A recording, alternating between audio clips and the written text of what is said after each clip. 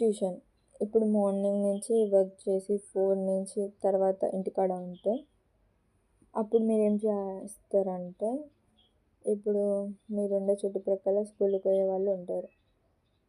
ట్యూషన్‌లో ఏం చేస్తారు, హోంవర్క్స్ రాస్తారు అంతే కదా. ఇంకా వాళ్ళకేమైనా డౌట్స్ ఉంటే కూడా అడుగుతారు. ట్యూషన్ చెప్పాలనుకుంటే చెప్పండి. ఇట్లా మనీ ఎట్లా కలెక్ట్ చేస్తారంటే, ఫస్ట్ క్లాస్‌కి 10 రూపీస్ అట్లా ఒక్కొక్క క్లాస్ ఇంక్రీజ్ అయ్యే కొద్దీ 10 రూపీస్ ఇంక్రీజ్ చేసుకుంటూ పోండి. 10th క్లాస్‌కి 100 రూపీస్ ఫర్ 1 మంత్.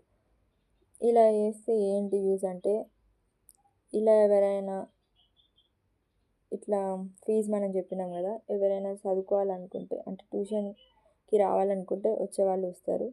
ఇంకా మనము సబ్జెక్ట్స్ చెప్తాం కాబట్టి మనకి కూడా రివైజ్ చేసినట్టు ఉంటుంది నాలెడ్జ్ సబ్జెక్ట్స్ పైన. మనం డిగ్రీ తర్వాత ఎగ్జామ్స్ ఉంటాయి కదా, జాబ్ నోటిఫికేషన్స్ పడ్డప్పుడు కాంపిటేటివ్ ఎగ్జామ్స్ ఉంటాయి కదా, మనకి యూస్ఫుల్ కూడా అవుతుంది. అటు వాళ్ళకి హెల్ప్ చేసినట్టు, లేదా నువ్వు చేసిన పనికి మనీ వచ్చినట్టు, నువ్వు రివైజ్ చేసుకున్నట్టు ఉంటుంది.